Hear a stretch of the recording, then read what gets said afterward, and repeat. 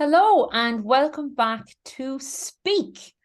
So this episode we have a super special guest, Stuart Hughes. Welcome. And Stuart is on to talk about something that actually came up in a previous episode. Can't exactly remember when or what we were talking about, but Crystal had said, my home isn't 100% risk-free. Why would my workplace be? And Stuart was like, well, I want to fucking talk about that. So, Stuart, handing over to you. I've just actually done the thing where I'm like, what was your bit? Why did you want to come on? I've just done it. Maybe you could intro yourself, though, to the audience instead, and then dig into why that question resonated with you so much.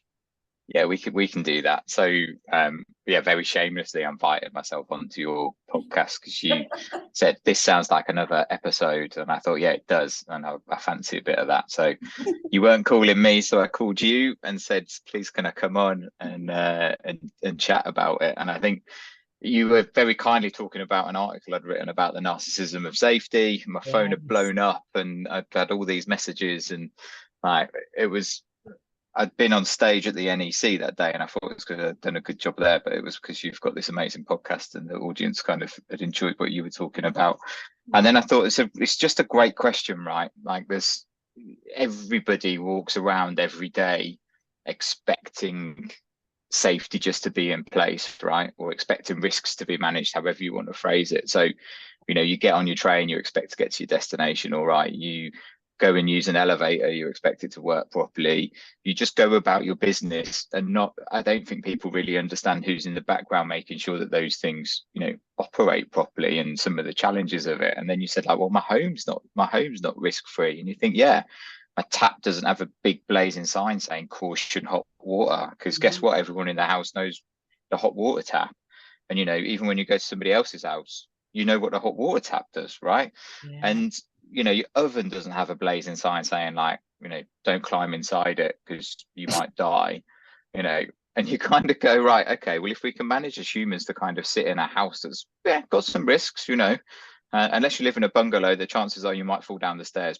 Stairs are notoriously dangerous bits of kit, right?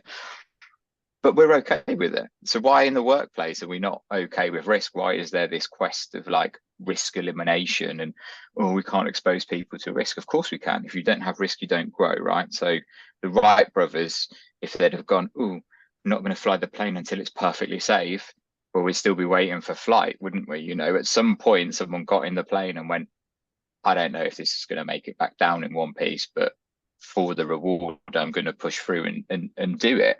And I just think, it's the same thing. If I take my stepson to the supermarket and he's got his roller skates on, and 9 times out of 10 he has, because he loves spinning his roller skates, and you get to the door and we wander around, and sometimes we wander around completely unbothered and it's fine. And then sometimes somebody will come in and go, ooh, not allowed roller skates in here. And I'm like, oh, great, this is good. Why?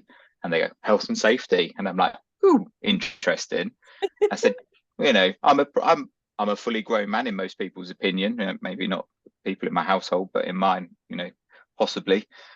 I can make a decision about risk, and I'm quite comfortable for him to wheel around in the shop, right? You might not be comfortable for it in case he falls over and you think I'm going to sue you. I understand that, but like, I'll just wheel him around. It'll be okay. Nope. And you're like, okay, this is not what safety is about. Risk is ever present in every part of life, and if we don't accommodate risk, we're never going to grow, we're never going to learn, we're never going to do all of that good stuff. And I just thought, what an interesting concept, right? How much stuff do you as an individual go and do without an understanding of the risk, and how much stuff do you do with an understanding of the risk? And the home's a great example, but like, holiday, all of a sudden, I go snowboarding, my risk sensors are up because my context has completely changed. You go to another country, you're a little bit more dubious about maybe like drinking water or whatever it might be, but like your risk radar, it's there, it's in the human. So like this whole concept of like, we need a risk-free work environment. I wouldn't want to work in a risk-free work environment. It would be the dullest place on earth, right? Can you imagine? Like, what would you do? Yeah, I can't. Like, can I sit? Can I stand? Can I type? Can I can I do anything? Yeah. And I just thought, like, what an interesting thing to come on and have a chat about as safety people that look at occupational safety. Like, where is this concept of, you know, risk-free kind of originated from? Because it can't be. Like, I want, you know, I work in an environment where risk is present, right? And I love that, because actually what it means is the challenge is, how do you find the balance between delivering performance and finding, you know, improvement, testing things to the edge of breaking, and keep people within some kind of tolerance of, you know, risk exposure. But it's never going to be none. And I just think, like, yeah, like I said, I thought it was a fascinating thing, and I thought there's two wonderful brains that I massively admire that will, you know, have a probably spark just an interesting conversation about what it is, like, where is that kind of terminology come from? And, you know, I don't want to get into the zero argument, because we'll all need to go and have therapy afterwards, but you know, it is that concept of, you know, yeah, stop killing people, stop giving people like life-changing injuries and long-term ill health from what they do. Yeah. Don't kill people for other people's profits. That all seems fairly sensible. Yeah. But the elimination of risk is like a bonkers phrase. Yeah, it's garbage and it's impossible. And I think it is born out of and we've got a whole podcast episode for anyone listening who wants to go back through the archives on the zero harm fallacy. It's not real. For as long as there's people, brains, bad weather, you're never going to get rid of harm. And I think that seems sensible to me and most people when you actually talk about what that means. And then the fact that this risk-free phrase is starting to band around, I was like, please don't do this again. We made this mistake once. There is no such thing as a risk-free environment. And that's why I think that's where the comment came from on the last episode, which is my home has all the things that you mentioned, you know, ovens, hot water, slippery surfaces, this, that, and the other. But I don't walk around having a conscious decision about all the things I'm going to remove so something could never possibly happen. I would rather educate my daughter and act as a grown-up and interact with those responsibly and with competence and carry on. Yeah, and like I fractured my finger cleaning my bicycle, right? So I was at home. It's you. This is what these labels are for. I'm the DIY. Like, I don't do DIY because I know the limitations of my own capabilities. But I was cleaning my bicycle, and the context had changed. Right, I brought a bike stand for it, and it was completely, like, the process had just shifted, and I hadn't shifted my mind to it. So normally everything was stationary, and now I could spin things around.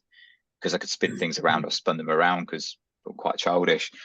And whilst I was doing that, I tried to clean my chain, and I grabbed hold of it with a cloth, and it went smack into a gear and crunched my finger. And but that is my own, like, it's my own misadventure, right? Like, nobody would look at that and go, God, cleaning your bicycle is a high risk activity. But actually, like, it was in that instance. Like, I was quite proud that I got to like 37 years old without breaking a bone, and I was like, maybe I could do it all my life, you know, and in 300 years time somebody might dig me up and go, oh wow, you know, nothing was broken. What a idyllic time they lived in. There was no savages, etc. And now I've got this wonky finger as a result of my own stupidity. But have I stopped cleaning my bicycle? No. Did I buy some better tooling for it? Yes. Have I learned from the failure event? Yes. Isn't essentially that's what kind of risk management is about? Yeah.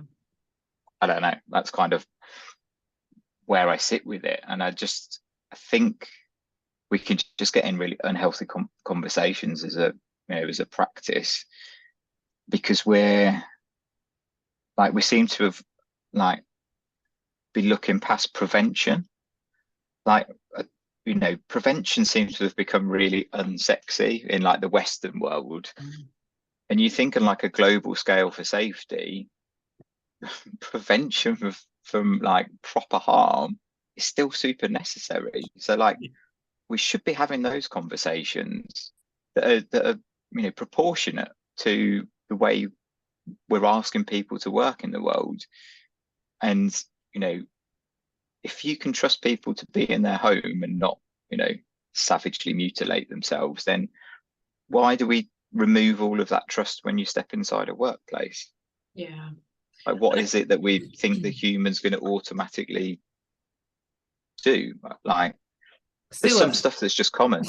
So yeah, and I think that's exactly it, is the thing that changes from you being in your house deciding to do something and you going into a workplace and being asked to do something, is the liability changes. There's absolutely, in law, obviously, we then have a duty to you. And then if every task that you're doing is by design of the role that you sit in, or the environment that you sit in, or the job that you do, it becomes the employer's responsibility to ensure that is safe. But I think the bit we miss out of, even in law, it says so far as reasonably practicable for the most part. So even in law, you're accepting there is an amount of risk that is going to happen and is kind of normal. It's not an absolute. But I think you're exactly right, Elisa. It's suing people. That's what changes, and that's what makes the label. And that, because all you're actually doing is trying to demonstrate, so far as you can, that you've done all that's reasonable to ensure this person makes a good decision in the workplace. So I got into like on this point, I got into one of those fun LinkedIn discussions with people that you think, crumbs, I can't believe you exist, but they do. And they were basically saying that if you created a wellbeing program and it didn't make people healthier, you were essentially like setting yourself up to be liable. And I was thinking, that is like the most nuts thing I've ever heard. Like, what you're saying to me is, if I try and create a wellbeing program to benefit people long term and they don't get any better, like, I'm liable. And I thought, crumbs, like, if I went to Weight Watchers for like 4 months and didn't lose any weight, I wouldn't sue them. If I went to the gym and didn't put the effort in with my personal trainer and saw no results, I wouldn't sue them. So like, where on earth has this like kind of crazy liability culture come from? Elisa, I can see you itching. Throw it in. There's just part of me that wants to tell people who make deliberately obtuse arguments like that to fuck all the way off. Nobody is worried. That person is not genuinely worried about somebody suing over well-being problem. They're just being a dick. Yeah. Like, you know, it's so annoying, and it just devalues the conversation then, because you're literally like, you can't, like, Yeah, I'm out. I'm out at that point. You're like, deflecting from the argument about what we can do onto an argument about what we can't do. Well, there's an awful lot of things that we can't do, but what we can.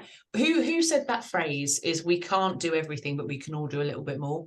Like, it's that's the point. Is every incremental step towards better understanding around well-being, better understanding around health and safety is the right thing. And actually, all the people trying to make these obtuse arguments about, oh, well, if it doesn't fix everything, fix nothing. I don't know why you're having this conversation. You're just detracting from all the great people doing great things. But yeah, some people just, you know, want a little moment, don't they? I think, but I just find that thinking is out there, and I don't know like many other professions that, you know, that other people will utilize as like a protective force field for inaction. You know, like that just that thing, you get fronted with something and they'll go, oh, it's because of health and safety. And I'm like, that's like one of the most joyous things for me in life when somebody says that, because I go, oh, really? Yeah, I know a little bit about that, and you're wrong. Like, so like, let's explore it a bit more. Is it because you don't want to let me do what I want to do?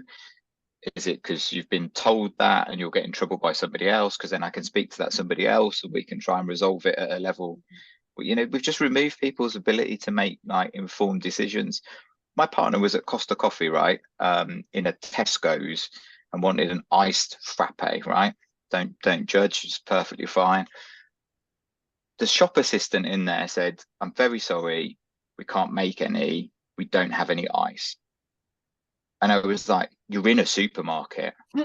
Like, that 100% the supermarket has ice. Like, go and buy some ice from the supermarket and make what the customers want. I just couldn't fathom, like, someone's there going like, we don't have what we need. And you're thinking, like, it's right in front of you. Like, why are we de-empowering people to make, rational decisions? And then this is where you go back to that legal point, Crystal, like, yeah, the law is there, and the law is there to encourage organizations to protect people when it's asking them to do stuff. But we're also assuming that the way we're asking people to do stuff is completely the correct way. And actually, there's so much variance from what you think something's going to be done to the actual point. And where, like, I think as a profession, we should be learning is what's the gap between what we're asking people to do and what they're having to do to get the job done. And let's understand that variance. And if we understand that variance, then we might actually learn about what works really well and what doesn't work so well.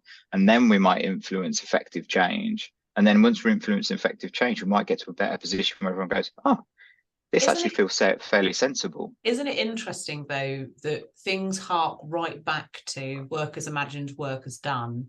And actually, if you engaged with the end user to say, you design your process, you do what you want to do, you then remove yourself from actually quite a lot of the liability side, which is, I have designed a process you must do. Well, actually, who is the process owner? Who's the expert?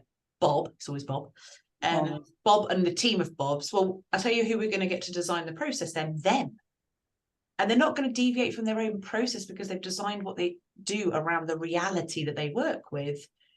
And then you come away, I think, more and more from, we'll put a sticker on to double check, or, write this process, we've got 50 different forms. Actually, just please let the expert design the process. And then in that, you are accepting that you're not in control as the organization, and you shouldn't be, of a particular process that you want an expert in. You are allowing them to own their remit, own their process, own their job. And they are in that. You are also handing over some of the liability for, you design your process. You tell us how this is supposed to be done. And then and I think if you flip it from their risk.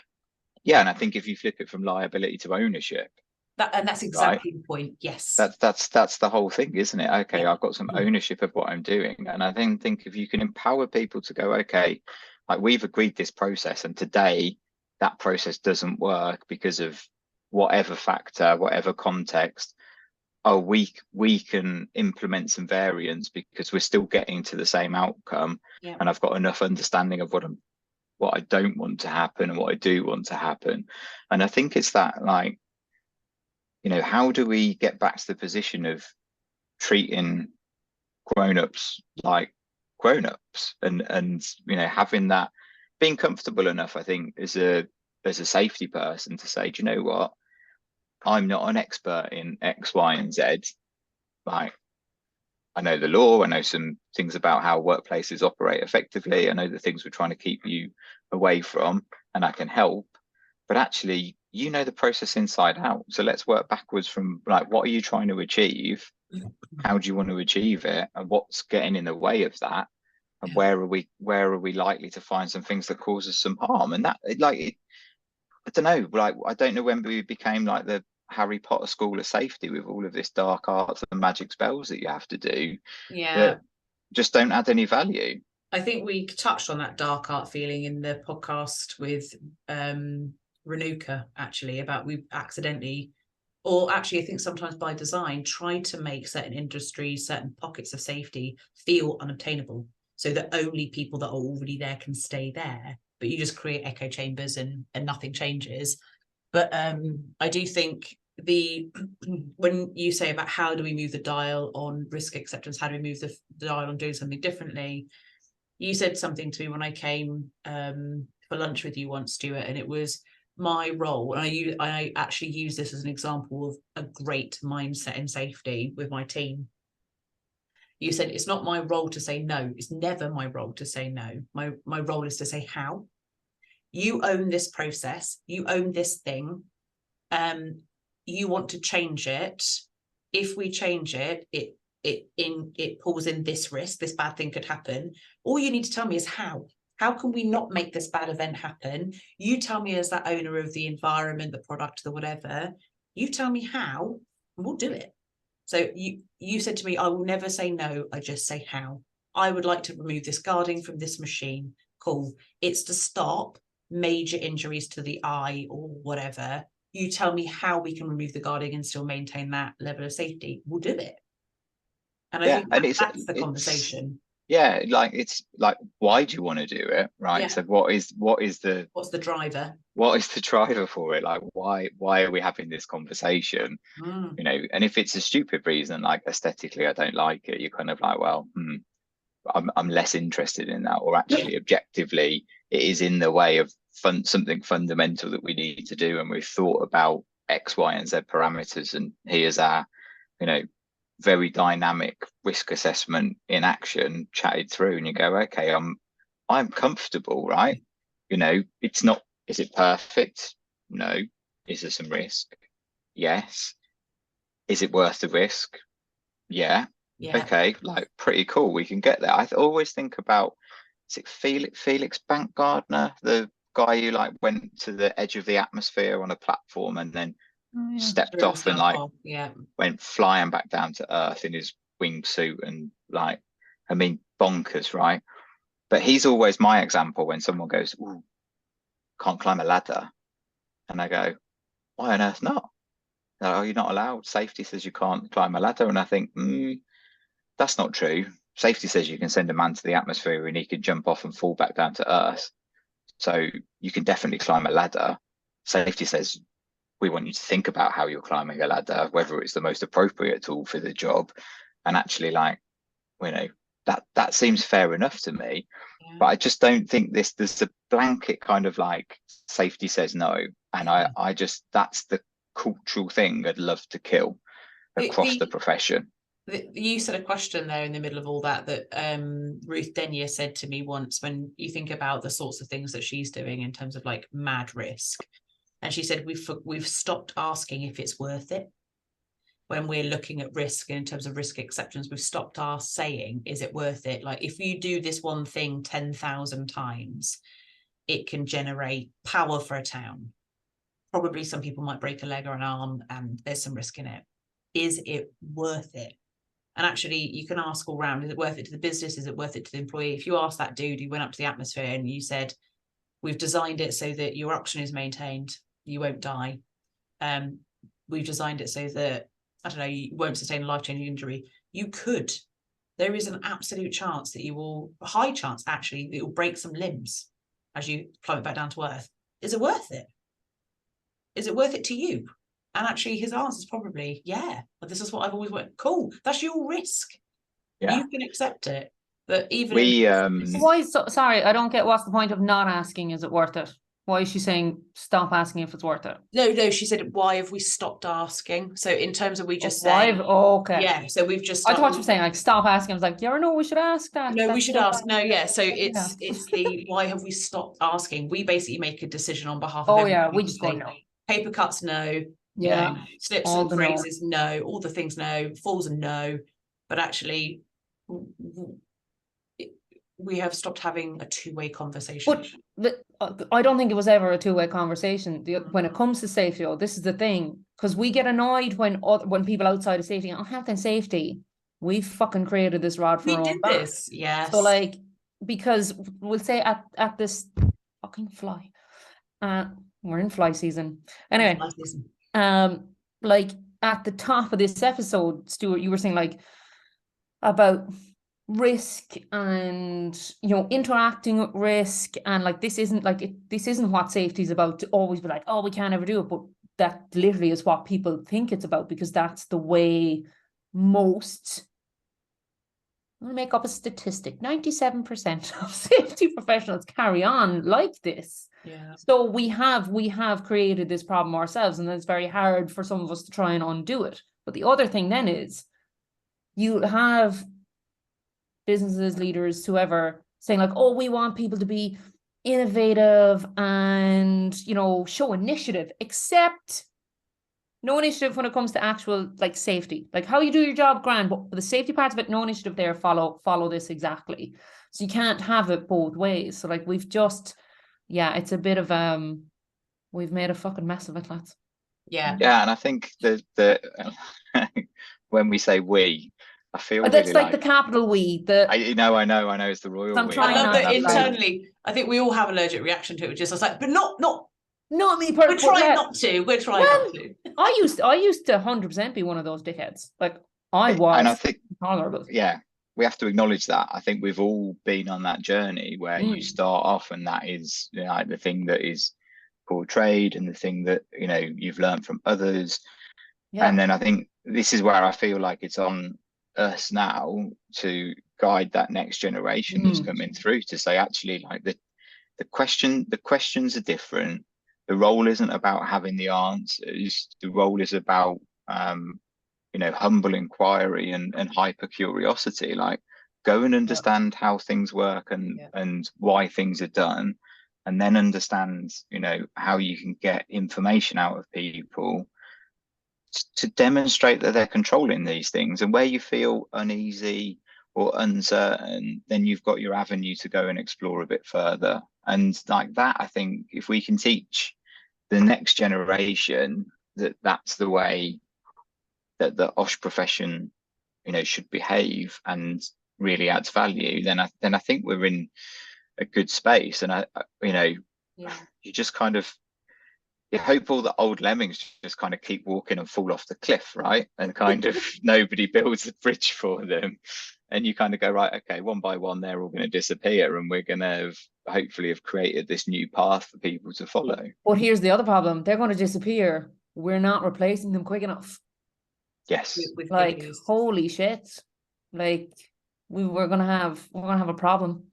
And it's mad, isn't it? Because you think of the whole next generation, and they're all purpose driven, and they care about the planet and people and, you know, rights and conditions and all of this good stuff. And you go, hey, we're here. Come here. Like, we're perfect for you. But we're not out there saying that because we're not TikToking about it, Stuart, you know. No, but we're just not very good at like selling what we do. Like, I read an article about a guy, and his safety job was to send people into disaster recovery areas, right? Go and help communities that are absolutely on their knees after like hurricanes and earthquakes and all of this stuff. And you think, what an amazing job. Amazing. Like, how cool is that, right? And I'm sure it's harrowing, and I'm sure there's challenging parts of it and all the rest of it. But the reward that you must get at the end of that, where you've significantly helped, you know, a certain group or population or, you know, part of the planet.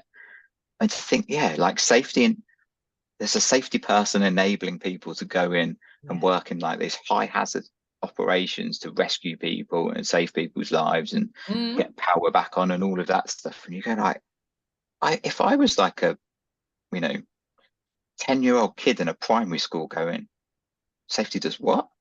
I'd be like, sign me up, man. Like, get me my cape, and I'd be like, you know, you'd be chomping at the bit to go and do it. And I just think I think, you know, we've had red tape, regulation bonfires, years and years, particularly in the UK, of government saying like, this is harming business and all the rest of it. And we, the collective we, we'll go back to that group, have just silently sucked it up instead of like outright challenging it with, you know, a big Timmy Mallet hammer that just says that is not cool, and we need to, you know, smack you in the face and tell you the truth. Do you know what though? I think there was two things that sprung to my mind. One was about if someone was coming into my school to tell me how amazing safety was, 100% it would be my choice. In the now our frame of mind and what we're doing.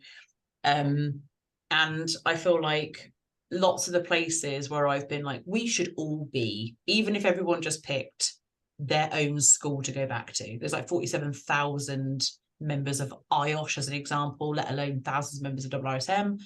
If everyone in the profession just picked their school and just went back and said how amazing the profession was, we would be penetrating, obviously, a lot of schools. But everywhere that I've ever been, I'm like, we should do school visits. We should talk about profession. Everyone's just like, I think we do it enough. Where When are we doing it? This don't do is it anywhere. race to nowhere if we're not all getting out there in masses, in droves to talk about it. And I feel like no one really takes that part seriously when, what is it? Is it 60 to 70% of our profession will be retired in 5 years, 5 to 8 years? And listen, we should literally be all over colleges, university. Well, the university is kind of too late because you might have chosen your thing, but that schools, we should be doing this early years stuff. That was one thought. And then the other one was, I feel like the old school and the new school, the difference is, one is traditionally disabled progress. No, you can't climb the ladder. No, you can't do the thing. Whereas the new wave of the uses, people of our frame of mind, are enabling. And I have a conversation all the time about, especially with my team members, and recently with one of my newest team members, when I said, write down your achievements so that you can look back at them when it's really tough and be like, no, I have nailed this month, I have nailed this week, I have nailed this year. And you just need a reminder of where you've been. And they were talking about being an enabler of projects as opposed to, you know, this project is mine. And I was like, it's the same thing. You are rolling around enabling great work. You're enabling decent conversations about risk acceptance. Is it worth it? Can we do it? Of course we can. Just because it's not your project doesn't mean it's not epic safety work. And in fact, I would say the best safety work that exists is when you are so integrated into just how the business is operating. That's fantastic. If you're having to do major standalone safety projects, it's typically something pretty big wrong. And you're having to do it as a bolt-on or having to do some sort of intervention, whereas you're just part of the fabric, enabling, helping guide, advising as we go. Damn, what a fantastic, brilliant business unit safety really is when it's right. And I think this is where, you know, some of the questions of like, where do we sit? You know, if this is like a Bayer tapestry of safety, like, do you know what I mean? You'd kind of, you want to be just a thread that's running through. You're not like, you don't want to be the steam sealers. You're not like you're not the main act, right? You're a support function, and you should be able to be super proud of seeing that end result. You know, I always think like construction safety, like mind-boggling, like tough environment, challenging people, all of these things. But then 5 years down the line, you're stood like outside the Shard going, wow, we built this, or like, you know, the Palm in Dubai, or you know, wherever it is, and you're going like, actually, that is Clonakilty that Secondary creation. School. That Clonakilty Secondary School, West Cork. That's, yeah, it's impressive. But yes, right. But it is that thing of being able to say, yeah, I helped build this. Yeah.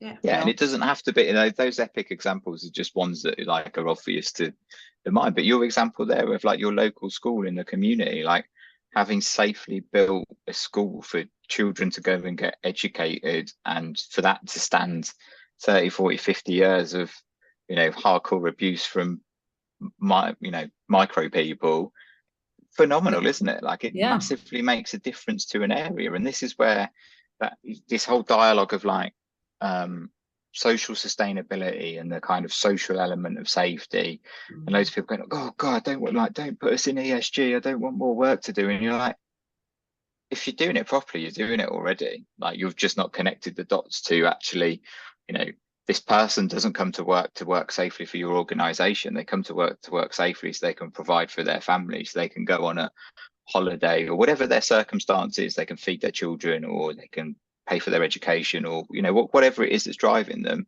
Or, you know, they might not have kids, it might be for their own individual lives or whatever it is, but they're coming to that work environment to fulfill something else.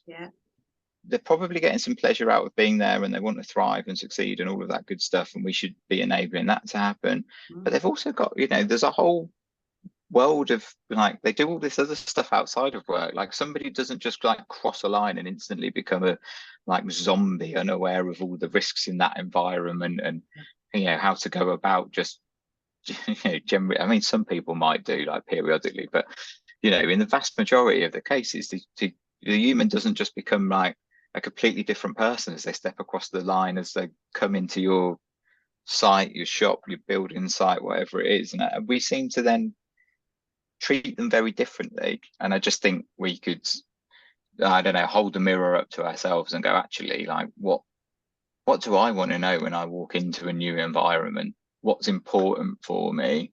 How do I understand how to get on around here and generally fit in? And okay, beyond that, what do I really need to know? Or are there other points where I'll need to know more stuff, and can that be given to me at the point where it's needed? Like the day one bombardment. Oh my God, you're going to say training, like, aren't you? Induction and all that. Yeah, yeah. Like what do I need to know on day one, right? I need to know like where the toilets are, how I get my lunch, you know, where to go if there's a fire and who my boss is, pretty much. Yeah, pretty much. Like, where's my desk? Where's my nearest way out of the place? And if I forget where I'm going, how do I find out where I'm going? Like, who's a useful person to speak to? Like, i.e., the person that knows everything on reception. Do you know what I mean? Like, beyond that, that's day one sorted. That's probably like, week one sorted. Okay, I'm going into a higher risk work environment. Okay, cool. Like, we've got you covered. Here's the stuff you immediately need to know. And here's the people that will help you with the rest of it, and you will learn as you go. Okay, cool. Thank you very much. I haven't spent 3 days in a room being bombarded by 25 different celebrities on a DVD telling me to, tie my shoelaces. Yeah. Yeah. I think that whole, and that, I think that's driven by, it's that circle, isn't it? That's driven by the liability thing all over again, which is, I did tell you, I promise I told you, here's some evidence that I told you, it's not my fault. And actually, I keep writing down on this piece of paper here, I think the word fault drives a lot of this, which is it your fault? Is it my fault? Is it their fault? Is it the process's fault? Is it the person that designed it fault? The whole thing about home versus workplace is typically if you fall base over apex at home, it's your own fault. And the person who left the washing there, the cup there, dropped the grape, whatever it was, is you. Or a member of your family, which also you have way more tolerance of the fact that they didn't mean it. So there's no massive wrath to bear. Oh, I don't know. I'm sure some people are leaving plugs upside down in my house deliberately. Yeah. But in the workplace, it's instantly, you left it there. You designed that process. You asked me to do that thing. You've asked me to do it that many times. It's your fault. And I think the fault thing is the breaker of many healthy conversations and so many healthy interactions, and probably so many opportunities to learn. But it's even that phrase of "you didn't mean it." Like, how often, like, somebody gets injured at work and it's always like, for fuck's sake, why weren't they following? It's not like, lads, they didn't fucking mean it, and also they're now hurt as well on top of it. Can you back off? Yeah, well, we've lost that bit of, like, first of all, like, is our human okay? Yes. And then secondly, like, what can we learn from what's gone wrong? We have a phrase which is, we blame the problem, not the person. And it takes away so much of the element, because you go, I don't care if somebody did something, quote unquote wrong. Like, we're all capable of doing something wrong. I've pushed a pool door many a time. I've not locked a door when I should be locking it, or whatever it is. I've left a key in a front door instead of taking it out. We make mistakes. We're fallible. We're human. And actually, like, what do we want to learn? Oh, okay. How do we reduce that likelihood of the error? How do we remove the distractions in the environment? And when we're looking for someone to blame, we've taken our focus away straight away. We're in this fix. We need to fix this. Like, there's got to be some blame somewhere, and then, oh, that's okay, because we can pin it on them. That's their fault. Oh, it's okay. We don't need to worry about it because it's just that person and they've gone a bit rogue. And you're like, it just doesn't wash. It just doesn't sit very well. And I can't get my head around this, like, blame culture. Yeah. But there's the blame bit, and then there's the, we must absolutely prevent this. We must learn everything we can learn about it to prevent it from happening again. Where you go, all right, calm down. Like, it's that thing of, like, it's not proportionate. People will. Yeah, if you let Trying to hurt if you let the someone knee jerk sometimes. happen, yeah, if you let that knee jerk happen, right, and you said, right, everyone, we're not going to do anything for 24 hours, right? That machine has just like chomped somebody. We're just going to shut the machine down. We're not going to do anything for 24 hours. We're all going to go away. We're going to simmer and we're going to come back and then we're going to talk about it. You would have a much richer conversation than in the immediacy where everyone's like stress receptors are up. They're in panic mode. Like the old brain system's going, right, it's a punch up or a runaway, scenario.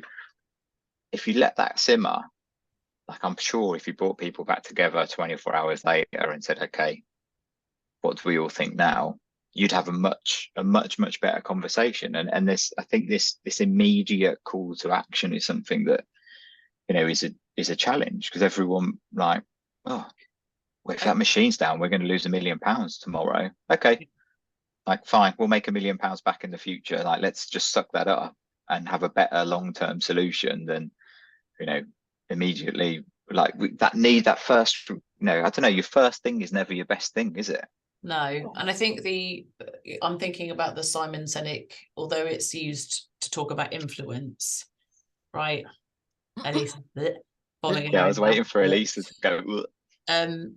Actually, if we started from the inside that circle when incidents happen, and supposed to starting with the what immediately, what happened, like it's why. Just if we actually started to focus on why things happened and then how they happened, why did this terrible thing happen to Bob? Why did he get so hurt? And it's all part, it's very mixed together, the what and the why and the how. But if we just focused on there, that's where your learning is. And then you can land on the what, and all this blame stuff that happens at the end becomes so superfluous by the time you realize most of the time if something major's happened, it's not one person's decision on the day to do something wrong. It's 50 things that happened in the environment, in the circumstance, with the equipment, in the process. And Bob didn't take care of all of those things by himself. And you're not going to figure that out if you have to have your fucking investigation report done in 24 hours either. Yeah, for sure. Jeez, Anybody asking for an investigation report in 24 hours is doomed to sit in the same spiral of crap forever. Welcome to construction. Oh, like, yeah. Or if not, like if it's not 24 hours, it's usually 48, but it's like root cause and has the guy been put off site as well, by the way? Dear construction, red, yellow cards. Please the amount of red and yellow cards. It's like, this is a construction site, not a fucking soccer pitch. Jesus. You know what, though? I think the really interesting thing about changing the dial on that stuff, we were talking about changing the dials on companies, weren't we? Is I was also thinking about while you were talking about blame and all those sorts of things, about some engineers that I'd worked with before. And before I'd worked for an organisation some years ago, they used to, if you had a major incident, they would fire you. They were just like, can't be trusted. And it was all this like, you're a risk to people and yourself, so we'll fire you. And I remember having a really big conversation about that's not okay. That's actually really unethical, and offers us literally no ability to learn anything and ever stop that happening again. And we're referencing lots of podcasts now, but we also did a podcast on the fairness decision tree that I created in that workplace. And the first question, and the only question that aligns with dismissal, the only question is, was the action done with intent and malice? If it was, please leave. Right? If you knew you were doing it and you knew the repercussion, you can go. Everything else past that point has a whole lot of why under it and has a whole lot of potential to learn. And if you're not digging that out and addressing it, you're going to do that again and again and again. And then you get into the real thing for the organisation of, you want to talk about liability, talk about having the same incident over and over again with no proper action. There's your liability. It's like, and your black box of information walks out the door without you ever kind of tapping into, oh, okay, there's 100 different pressure points we've put on this person that are causing it. And you just, like you say, you just don't have that opportunity to learn. And I think we're in an environment, aren't we, where everything is much more like, everything's instant, everything's accessible. So why would you not have the answer immediately? And actually, like, let's learn to sit with the problem for a bit. Let's learn to just go, okay, I'm really uncomfortable with this.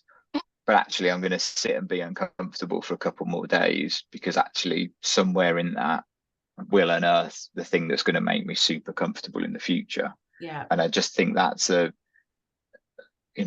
patience piece, and a less is more. Sometimes we'd be in a better position. And I don't think that's just safety. I think that is like within organizations as a whole. Like, there's no fat in systems anymore. There's no time to think, right?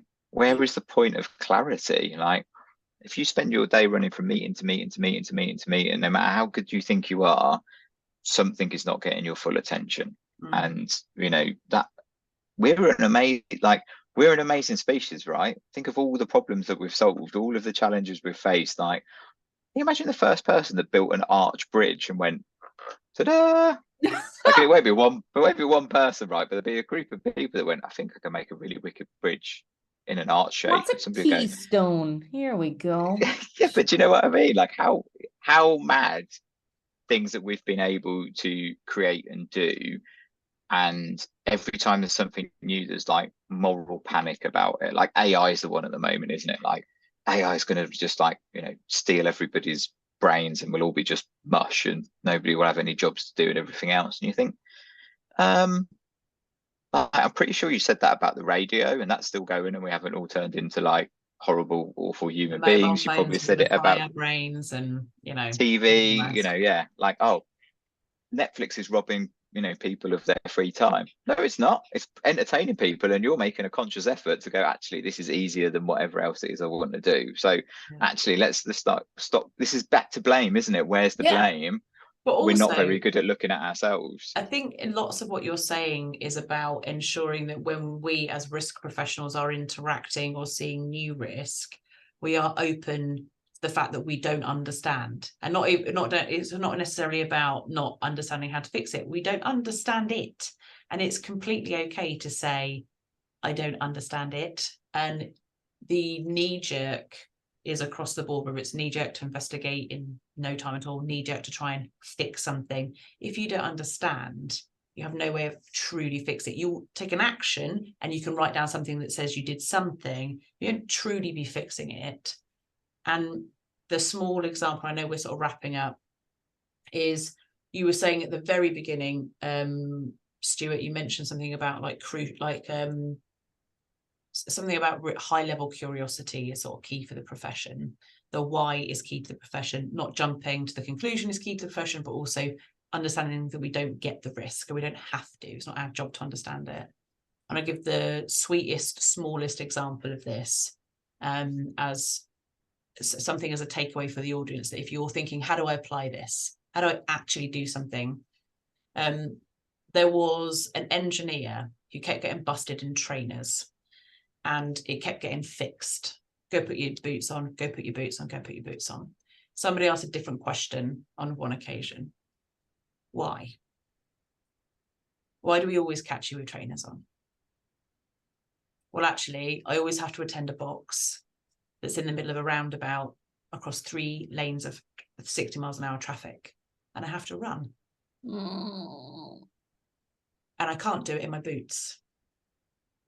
So not only did that lead to a complete company-wide redesign of how you place infrastructure, it also made us look at the questions that we ask when something doesn't look the way we think it should. So you don't have to understand the risk. You just have to be really curious about why something doesn't look the way you think it should, but be very open to the fact you probably don't have a clue. And only by being open and asking great questions and not feeling like you need to fix it in the immediate, do you sometimes get to the bigger, better problem. So I hope that's a beautiful way to end. What a beautiful way to end. I love that story. True story as well. True story. Such a good story. So that's probably a wonderful place to wrap. I hope everybody listening has had a lovely time. We have had a brilliant time with the lovely Stuart on. And we hope you have some takeaways, but also you join us in 2 weeks for the next episode. Speak. Thanks for joining us. Bye. See you later. Bye. Bye-bye.